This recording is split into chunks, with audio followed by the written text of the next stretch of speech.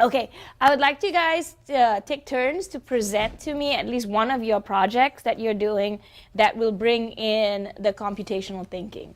So answer according to how I had you do the paper, the curriculum. But you don't have to give me like the full breakdown of everything, but what are the lessons that are going to be learned, what's going to be covered in it, and kind of like an overview of it. Okay? Who wants to go first?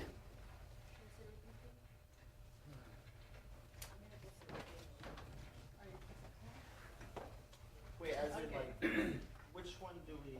Not the digital skill one, right? Not the digital skill. Curriculum that we just created. Yeah, the computational thinking curriculum that you did. And this is how this is basically the initiation phase where you guys have the CS plus X, where you teach them what computational thinking is, what the concepts of this, and how it can help with the things they are interested in. So, who wants to go first? Oh.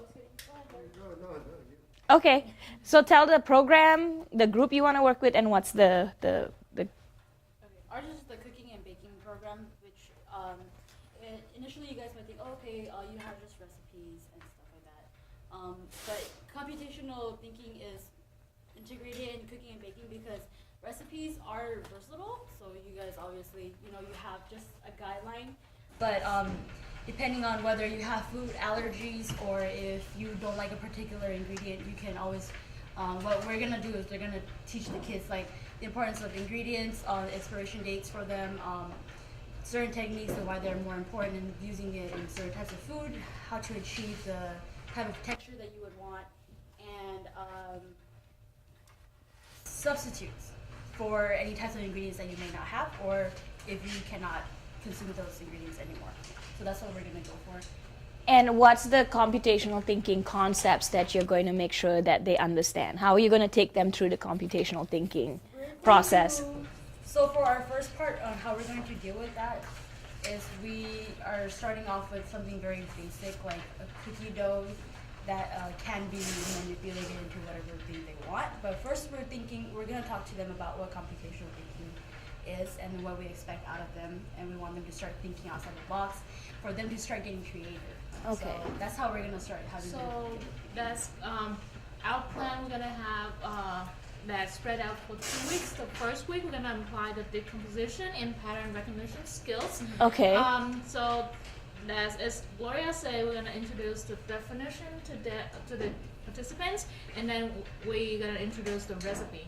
Then from the recipe, we're gonna teach them to decompose the recipe and recognize the certain ingredients. Okay. And then portion wise, like how much you need, and then look at serving wise, and then like if you need to make it. Eventually we're gonna start. So we're starting from simple to like more advanced. Okay. So it's like okay, first you're gonna think simple snacks for yourself, and just for yourself only, and then like when you start getting more comfortable, and then you're gonna start thinking about okay, other people, what they might like, and like if you have to do for bigger events like holidays or that kind of stuff, then you can start multiplying, like obviously using mathematics and making the recipe for a bigger person. Okay. So how would a decomposition thing look like? so decomposition. In your program. In my program, just first recognize the recipe and how to break it down, and it's also pattern recognition when we're gonna identify the principal patterns. Like, for example, cookies are baked at 335 degrees. Chicken must be cooked until the inner temperature reach 160 degrees. Or Okay. lime juice can be substituted with vinegar because they have a similar taste. Then the second week that we're gonna do pattern generalization and algorithm design. Okay. Where we repeat to them the definition, recall and the definition that we taught them the first week, and give them the brief explanation of our new expectation for them. And then we're gonna recall the basic recipe we taught them the first week. Then we're gonna allow them to go shopping in our pantry. Okay. So we're gonna go in and pick the ingredients that they want with the all ingredient that they actually recall from the recipe. And then we're gonna discuss what they want to do, that sounds good to everyone, and then they try it out. Okay. So it's try and errors method, and then after each day we write down the recipe. How do you like it or not? If it works or not, we still write it down because we want to know how things go. Okay, very good. Yeah, the cooking lends itself really well to this kind of computational thinking. I would also suggest for each of you guys, you research some of the apps that are out there and have your students use the apps.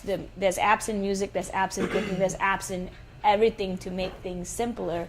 But sometimes they're not the best way, and they might have better ideas how to make things better. So very good. Thank you, too, for going first on that. Larry, you wanted to go? Yeah. Okay. So I was thinking that computational thinking applies to tutoring and doing math. And actually, you know, I kind of utilize a lot of the skills already. And what this does is this gives a definition, it gives terminology to it rather than just kind of just telling kids how to do this stuff. And you may remember that I was talking about protocol analysis in that last staff meeting, and this is very similar to protocol analysis in the decomposition part. So applied to math, students would be shown first to break down their problem into simple, manageable parts. Like in a word problem, they give them a bunch of different, Billy has 8 onions and 7 sausages and 3 pans, and they've kind of figured it out. So what I would do is tell them to break it down. Okay, so you have this word problem with all this confusing data. Break it down. Put, itemize each of the things into a list, and then they'd use abstraction to decide which information is unimportant. If they don't want to know anything about the onions, throw out the onions because you don't need to know that there's 8 onions. And then finally, they figure out the algorithm. When I say the algorithm, what kind of mathematical equation they're going to need to use because it's pretty much an algorithm. And then fill in the missing pieces into the math problem. And as far as a plan of action, it would just be instituted immediately, implemented immediately, Yeah. and just getting them to verbalize it to the point that they're able to tell me what they're doing while they're doing it, so that I'm not continually telling them how to do it. So a lot of times, kids expect me to say to them, okay, now, how many of these do you have, and how many of that do you have, and what do you need? So what I want to get them to do is to be able to verbalize it to me, so that they're telling me what is going on in their head, so that when they're in a test, they don't have me there, They can. then they're doing it on their own. Okay, excellent, Larry. Only thing I'd ask is I'm going to probably have you also help train the other tutors at Jerome in how to do this with a kid, and have them because they're going to learn by doing. So kind of break it down. That's perfectly excellent because you're going to teach the kids how to be able to think like that when they don't have you there to think computationally. And I also have another one on writing papers, but I won't take up all your time. Save that. We only have to. I want to hear everything, but I want to get you guys home too. Okay, I'm gonna go. Who's next? Oscar? Okay, so as you guys know, I'm doing gaming, so I think gaming has everything to do with computational thinking. So I think the best way for me to introduce the kids to the idea of thinking critically or thinking through computational thinking is to bring in Tetris. For those that may not have played it, Tetris is very specific, definitely focused on pattern recognition. So certain pieces line up together, they fit well more with others, and there's a series that you get certain pieces in order. So you have to line them up to make sure that you clear as many lines as possible. So I feel that's also good for algorithm because you have to know the pattern, how do I do this, how do I get to this angle where I have the lines perfectly stacked up in just the right way that I need. And it's a nice way to get the kids thinking about wow, these blocks, they have to line up so perfectly in that. These aren't even really blocks, they're just ones and zeros made to look like blocks. So I want the kids to get the idea that these blocks stand for something else, that they're not blocks, they're ones and zeros, and they could make these ones and zeros, and then they could bring this in, maybe use the pattern recognition to solve other problems in real life. I think Tetris overall is just going to be a great way of getting the kids thinking beyond what's on screen, what's going on outside of it. So Okay. I think that's something good to look for. So you think introducing them to Tetris will be a good way to segue them to the ones who are interested into eventually doing the designing the video 'Cause, games?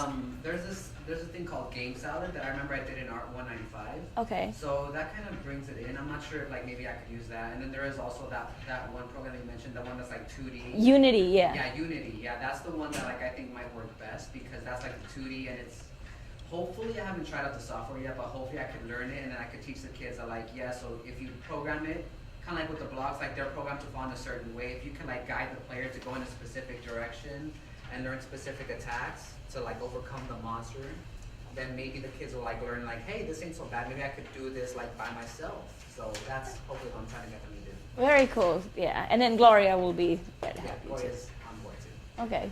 George? So me and Miriam worked on the math bootcamp curriculum. We did one that's very similar to what Larry went over. That was the first one, which we focused on decomposition. Okay. So what we focus on is same thing like Larry said, the word problems and identifying what is being given to you and what is asked for you to do, what you're supposed to be looking for.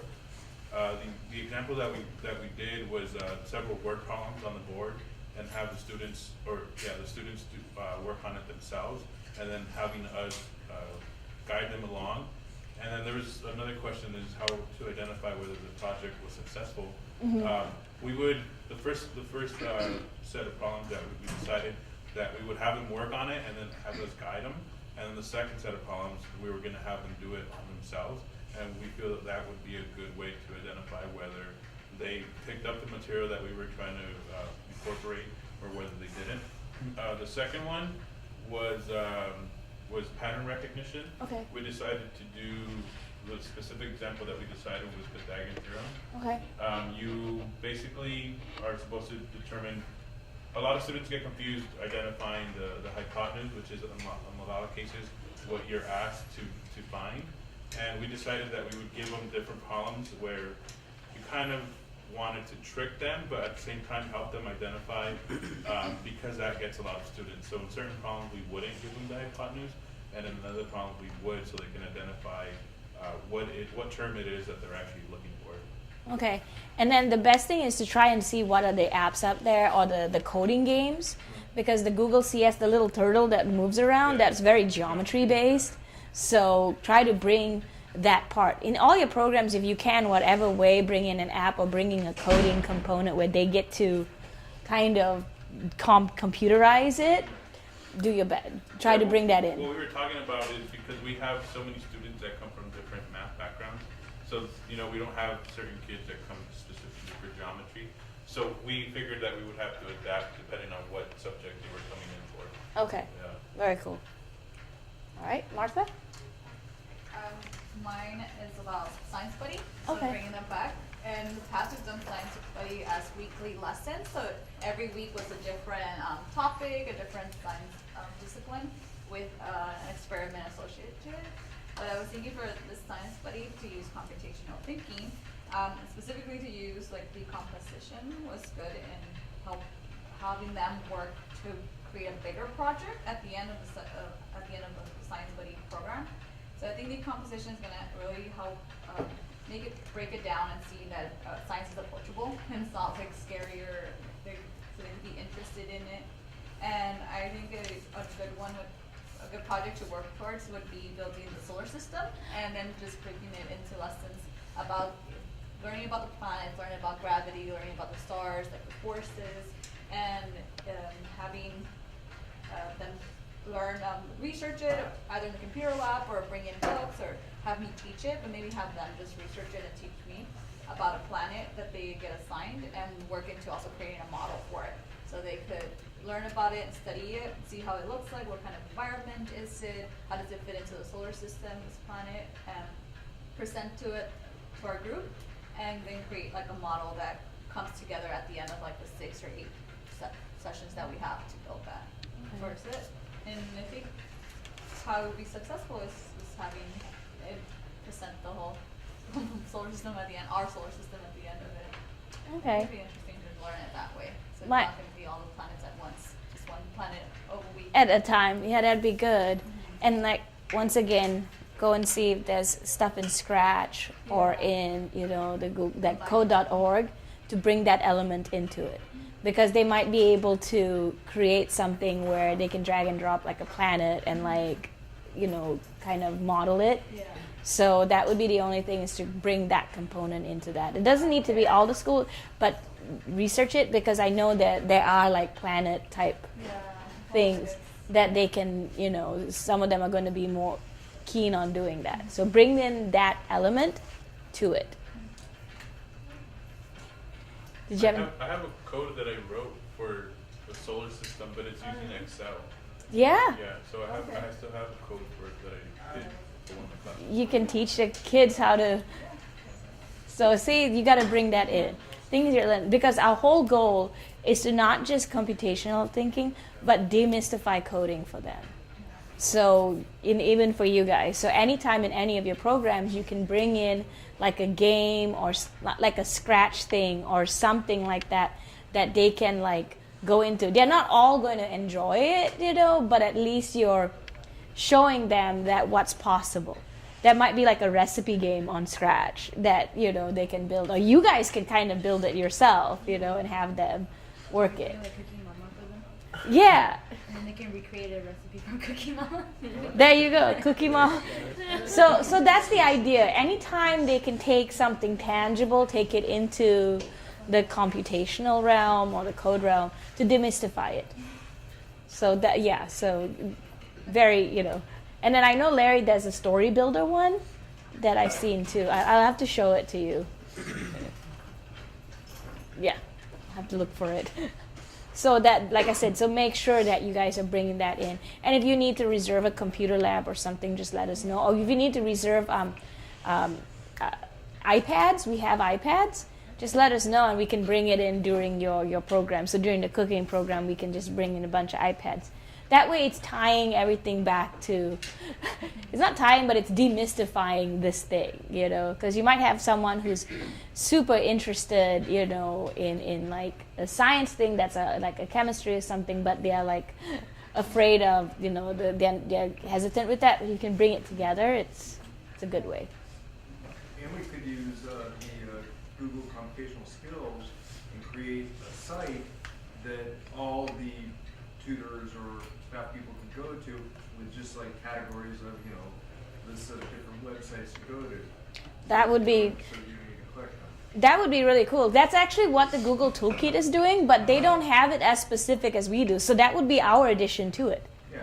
Okay. Yeah, so we just have a standard website that we go to that we collect sites, or that we can add sites. And we collect activities for that we can match. I noticed they have that Google Sites app that I started looking at. Can you send us? Make websites. Yeah, send us that, because that would be good. Yeah, that way then that's our contribution to the whole thing. Because not every library is doing like cooking or like the music or the programs that we do. Every library does tutoring either. So we're bringing a whole different sort of element into this thing that people can, work off. Okay? Thank you guys. Miriam, did you do something separate, or you come? No, we worked on. Okay, cool. So find math games. There's tons of math games. Danny and Victor, you guys work together, right? Mm-hmm. Okay. So we basically thought up of basically a lesson to break down a song and show how it relates with breaking down a function. Okay. How it has parts, how a song has a verse and chorus, and they repeat, and then in a sense you could see that whole thing as a body of a function, I guess. Okay. And it's really just teaching them a song and relating it to the terms that we have here. So Okay. you have a verse that loops, you got a chorus that loops. You get the concept of you getting familiar with a whole function. That Okay. way, once you're already familiar with it, you can do something else with it, be creative. You know the song, you know the lyrics, you know the rhythm, cool. You can change the lyrics to it and still go along with the song as you go. Okay. More or less, it's really just teaching the song. Okay. So what are the computational thinking concepts that you will be bringing them into? So we'll be bringing decomposition, so that can be breaking down the songs, and pattern recognition, a little bit of abstraction, just for simpler terms' sake, I guess. Okay. And we're gonna go down by the river. Oh, Down by the bay. By the bay. is that the sitting on the dock by the bay? Down No. by the bay. Okay, never mind. Take it easy, make it nice. Okay. Okay, very cool. Also, yeah, music team, I was talking to Danny yesterday, you'll most likely be able to experiment with the Makey, the robotics thing that you can Oh. use bananas to make music. Oh yeah, that sounds like fun actually. So, you know, and then Jacob, I'm hoping to put you in with them when they start having robotic keyboards. Banana songs, gummy bear songs. It's Santa Ana, so taco songs. I'm down for a taco song. I wonder, I always wonder if you can get a charge of a tamale music. Oh, that'd be awesome. Do we have recording? Use Makey to play like We do. We do. I think we Yeah. we do. We have we like do. microphones. We do. Oh, we can get it. we did when I was working here. Well, then we still do because it hasn't gone We away. still have the stands that we've never used. Okay, And Jacob, do you microphones. want to talk about? Yes, let me.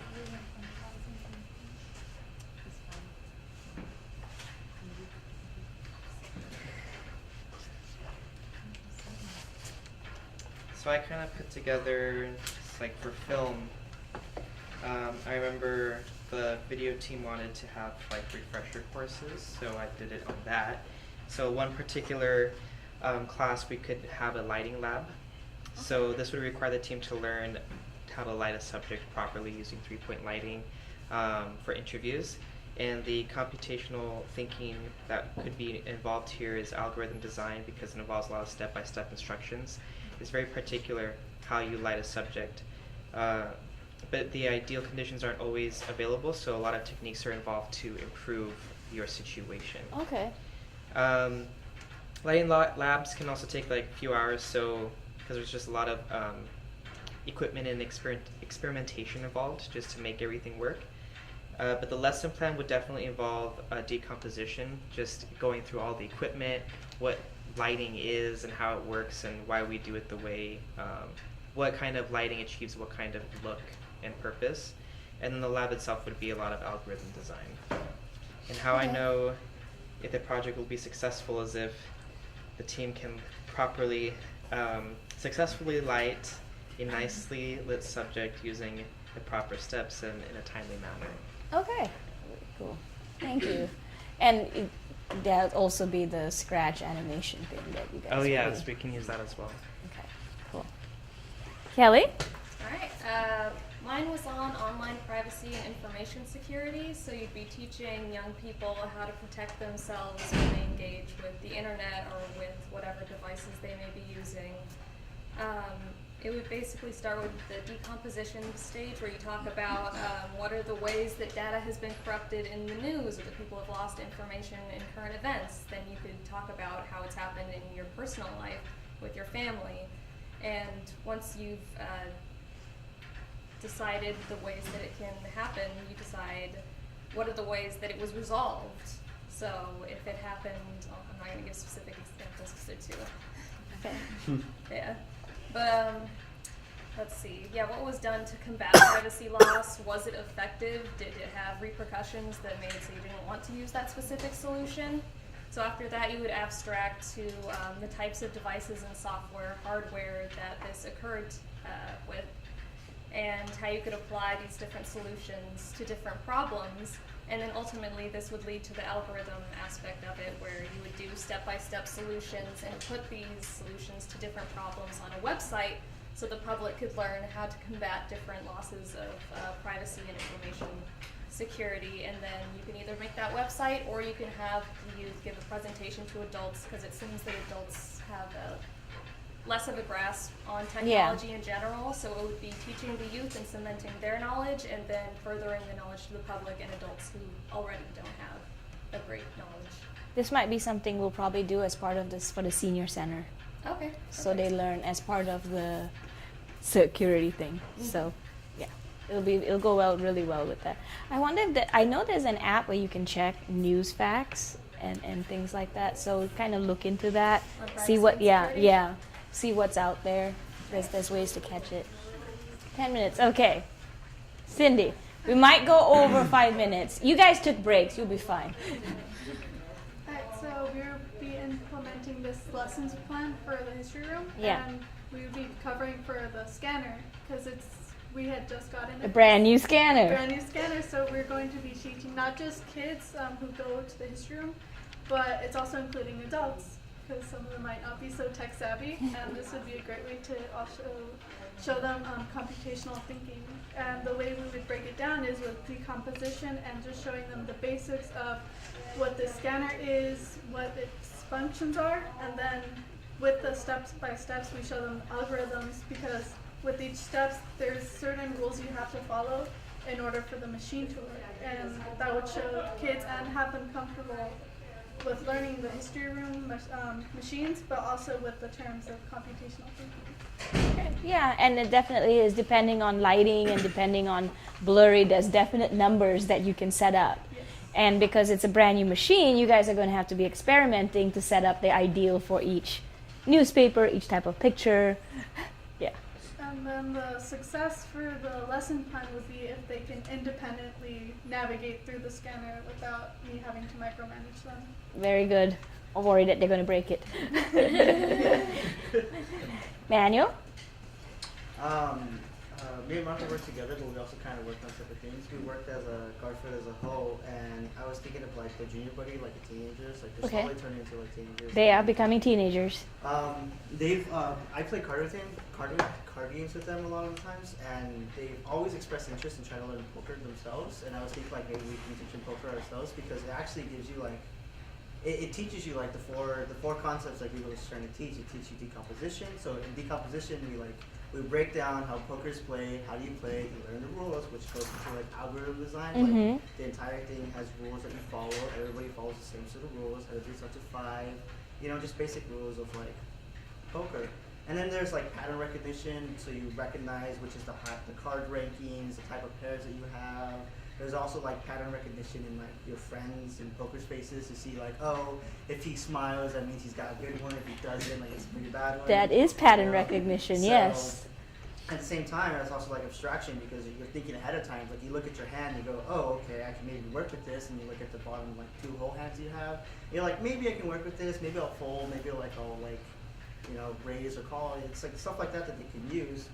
And like I was thinking that maybe we can like teach them and like help them like, hey, this is what it actually teaches you using these words.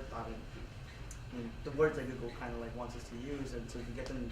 Not Google, it's computational thinking. Computational thinking in general. To get them used to the idea of like these words aren't scary things; these are normal things that we all do every day. Exactly. And it's just like a fun way of just showing them because like they really want to play poker. So. They do. I know they do. And you can teach them the gambler song about poker is life.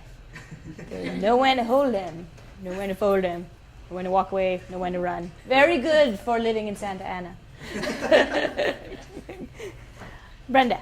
So I focus on arts and crafts because I do a lot of the arts and crafts down here, and I do a lot of the arts and crafts specifically for like the birthday bashes and all that stuff. So I'm gonna let the kids help me.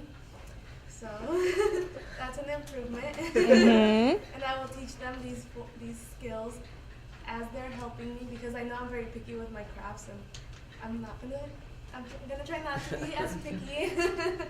So it starts in decomposition because you see like the craft as a whole, and then you have to look at different colors and how those colors are connected to like the big picture. For like example, like the Christmas trees, like how you can see you start with like the big picture and then you separate it into different sections, like the ornaments that go on it, the like trunk that goes on it, and things like that. And that helps them recognize patterns too in like the different crafts.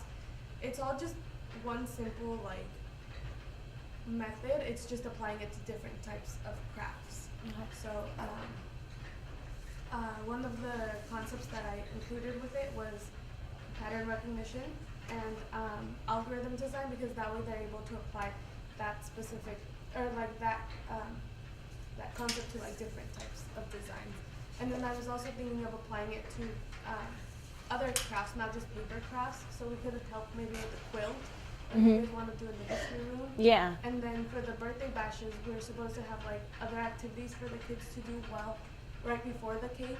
So we could bring out the board games that you guys were talking about in the in the PowerPoint presentation the coding board games. Oh yeah. And we could play those board games with them. That'd be really cool. And there's also like the apps where you build a craft or you build a design, so, and then they can build it there and then apply it in the regular. So, but make sure they get access to. There's a binary bracelets where you learn about the binary numbers, but you make bracelets.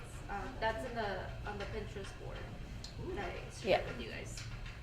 So that would be, arts and crafts really goes well. Pablo, last but not least. I work with Manny and Martha for the Garfield. Okay. For me, it was chess board game. Mm-hmm. So the question was, so basically it started with composition. They did taking chess. It's kind of overwhelming if you don't know it. Especially for kids who are really into it. I think it's all about for nerds. Nobody's for nerds. So it's basically breaking down the idea, the whole idea. The end goal is to capture the king, the opponent's king. So like yours captured. It's breaking down this idea to smaller pieces of how to get there, how to get from like your whole set, your setup, your beginning setup, and losing your pieces as you go, losing them on the way, but the end goal is to capture the king. In pattern recognition, it has you always have, every game you play, you always play a new game. If you're gonna start over, there's different patterns, different openings you always have. So sometimes a white has a certain opening or black has a certain opening. It's really strong. You can always use that opening every time you play a new game. You use it again if you want. If it fails, use a new one. You know, always adapt. It's adaptability, being flexible. In abstraction, it's basically taking away, just capturing the king. That's the end goal, but it's taking it piece by piece. So if your left side is being attacked, you have to take care of the left side. And if your right side is being attacked, take care of the right side. So it's always being aware of what's happening and responding. I think algorithm design is basically taking everything always step by step, and always what says solving some of the problems, which you always will be, because you're always going to be playing new games and always having a new problem to face. So it teaches you adaptability, flexibility, and like a lot of critical thinking skills. Mm-hmm. Some of the benefits for it, they're read online where it raises your IQ. Mm-hmm. So for those nerds, you can become a lot smarter. I think I become smarter because of it.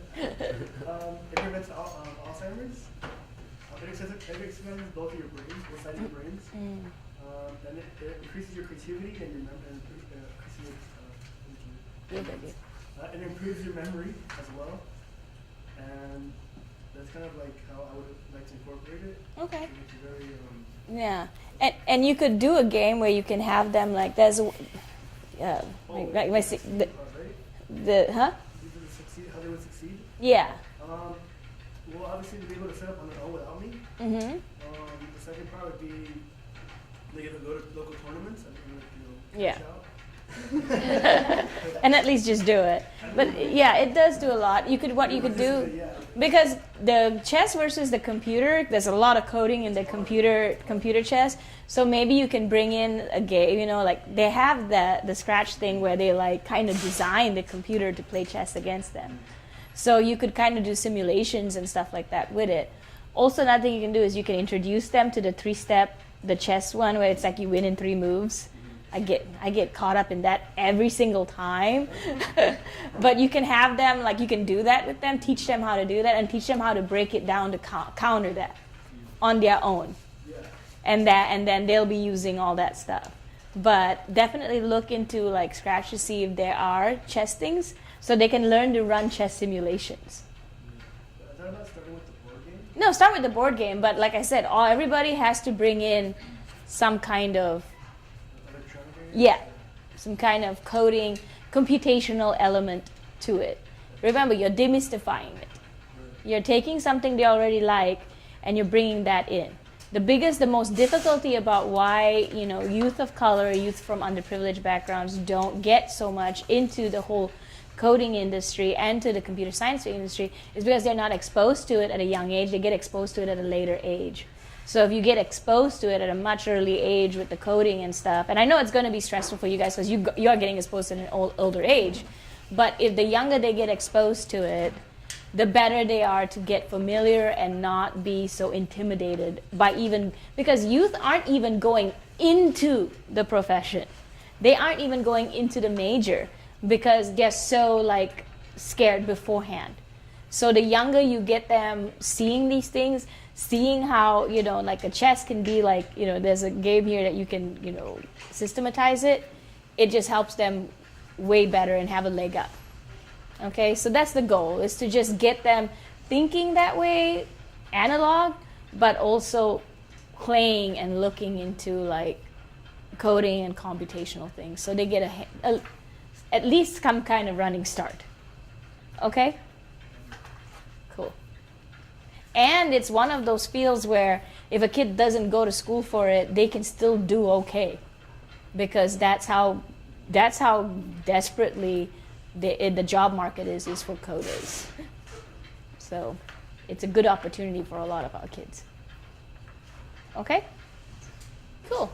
Questions, comments, overall? So it is, you guys, it is 4 o'clock of ending. So I want you guys like by next week, just kind of type up like each of your feelings about each of the day. Like yesterday, what was the app that really kind of stood out to you? The first day you wrote it down, and then today, how you feel about starting these in your programs. Because you're going to have to start these in your programs within the next few weeks, okay? And then the digital skills, I'll kind of follow up and give you guys a little bit more guidance on it.